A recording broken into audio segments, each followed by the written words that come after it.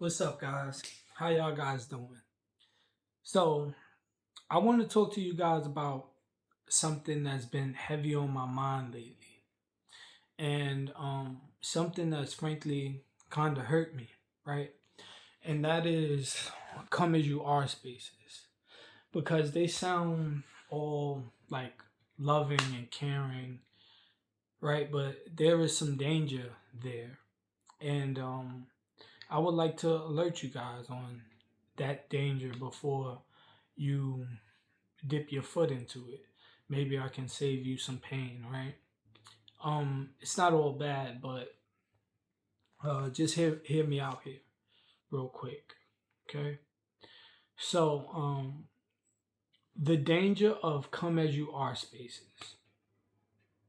A lot of places say come as you are, but sometimes what they really mean is come as you are until who you are makes us uncomfortable. Come as you are until your questions become stronger than our answers. Come as you are until your voice starts challenging the room we built. And that's where the problem begins.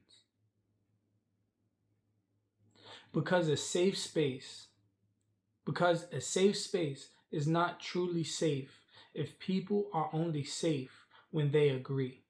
A free space is not truly free if people are only free to question in the approved direction.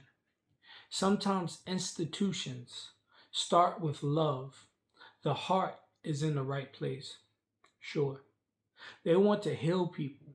They want to give people room. They want to create a place where nobody feels judged, controlled, or silenced. But here's the painful truth.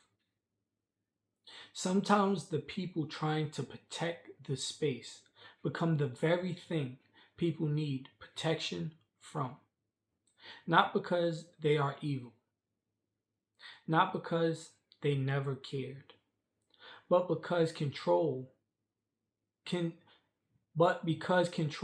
disguise itself as care. It starts small. Maybe you shouldn't say it like that. Maybe you shouldn't think that way. Maybe you shouldn't bring answers here. Maybe your judgment is clouded. Maybe your certainty is the problem. And before you know it, the person who came in with a voice starts shrinking. The person who came in with fire starts feeling like the fire is no longer welcome. The person who came in believing this was a place to be honest now has to edit themselves just to remain accepted. That is not openness. That is managed expression.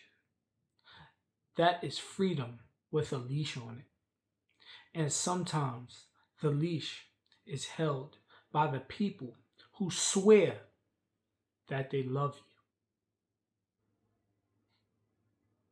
That's the part that hurts.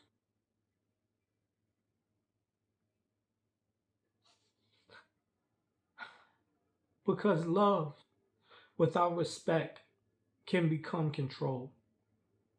Love without listening can become pressure. Love without humility can become, I know what's best for you, even when you're telling me I'm hurting you. And once love stops hearing, it stops feeling like love. A real open space has to make room for questions and conclusions. Because what is the point of questioning if nobody is allowed to arrive anywhere? People do not question forever just to stay lost. They question because they are searching. They question because they are hungry. They question because something in them is trying to find truth, direction, healing, and peace. I know I am. So, yes, let people question, but do not punish them when their questioning leads them to an answer. Do not celebrate their confusion, then reject their clarity. Do not say, find your voice, then get offended when their voice does not sound like your own. That is hypocrisy. And we need to have, and we need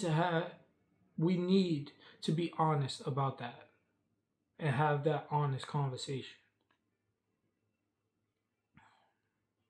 Some people do not need another room full of questions.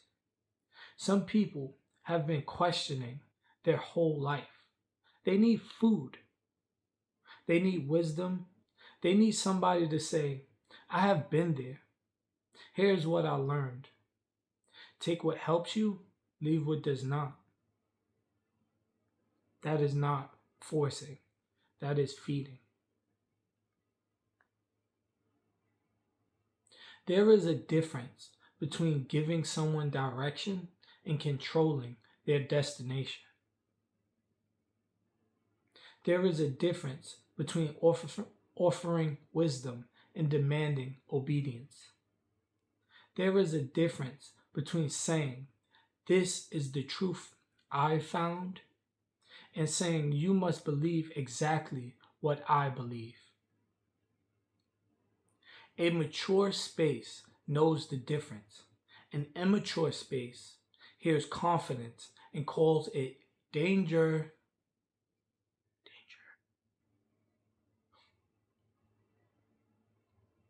But sometimes confidence is not arrogance. Sometimes confidence is what a person earned after years of wrestling, breaking, rebuilding, studying, praying, failing, and surviving. So when someone speaks with assurance, do not be so quick to silence them.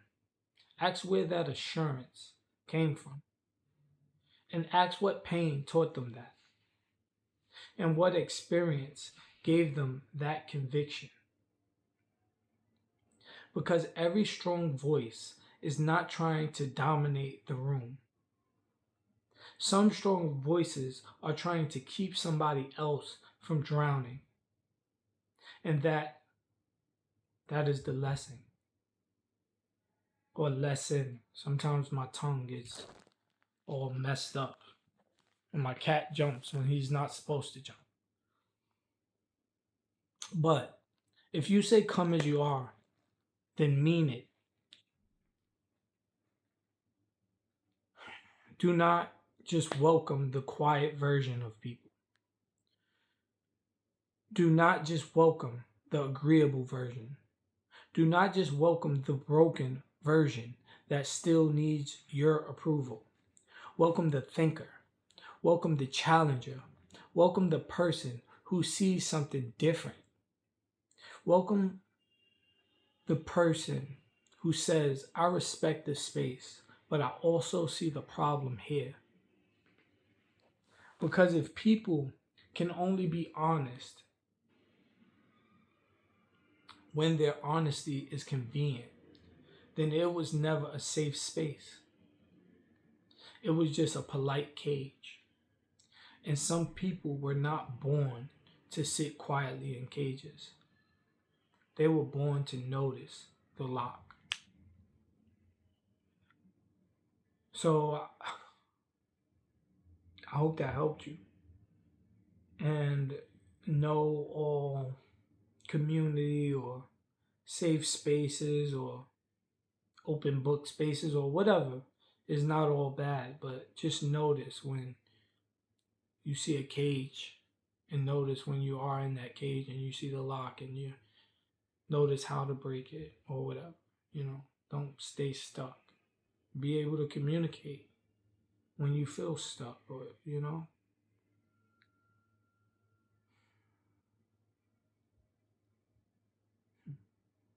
They know when somebody's judgment is loving, and when their judgment is just it's more judgment. So I guess that's all I have on that for the moment. And then when I turn off the video, I'll have more stuff to say. But I don't know.